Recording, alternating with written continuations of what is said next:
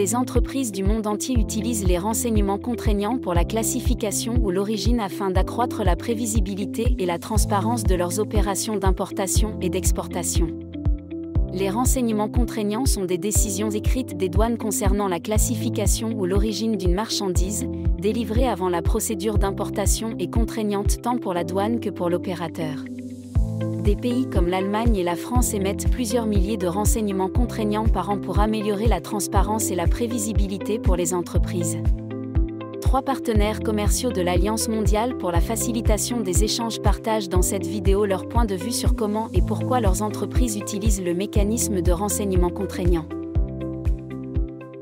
Sophie Berger, je travaille pour le groupe Michelin. Je suis basée en France. Le groupe Michelin est principalement un fabricant qui vend à l'export. Nous fabriquons des pneus. Nous utilisons des renseignements contraignants, principalement pour le classement et plus rarement pour l'origine. Nous demandons des renseignements tarifaires dans 3 cas principalement.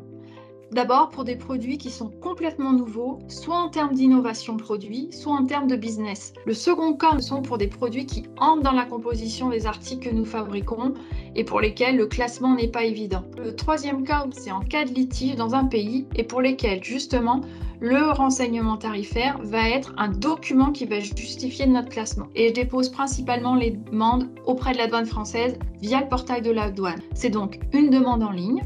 Le délai de réponse de la douane est de 120 jours, soit 4 mois. L'intérêt des renseignements contraignants est clairement de sécuriser nos opérations. Ils permettent de valider les codes douaniers et donc de diminuer les risques en cas de contrôle. Mais ils sécurisent aussi la gestion des origines préférentielles pour les exports et les imports entre pays qui ont signé des accords de libre-échange en garantissant que la qualification des produits se fait avec la bonne règle d'origine.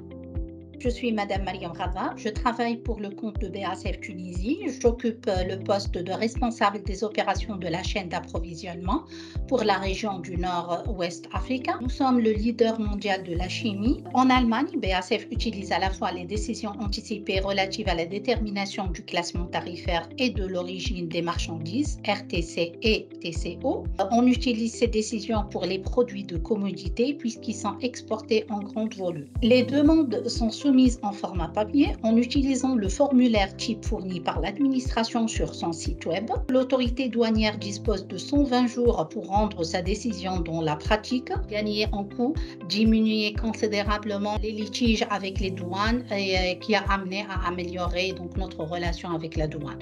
Hello, my name is Norbert Schacherl. I'm Czech, just now located in Slovakia. I've been working in Bosch since 2006, responsible in logistics for the foreign trade operations, automotive plant in České Budějovice, which is on the South Bohemia in Czech Republic. We use the paper form.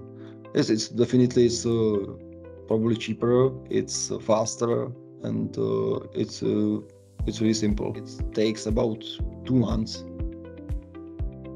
L'Alliance mondiale pour la facilitation des échanges soutient actuellement la Tunisie dans la mise en œuvre des renseignements contraignants.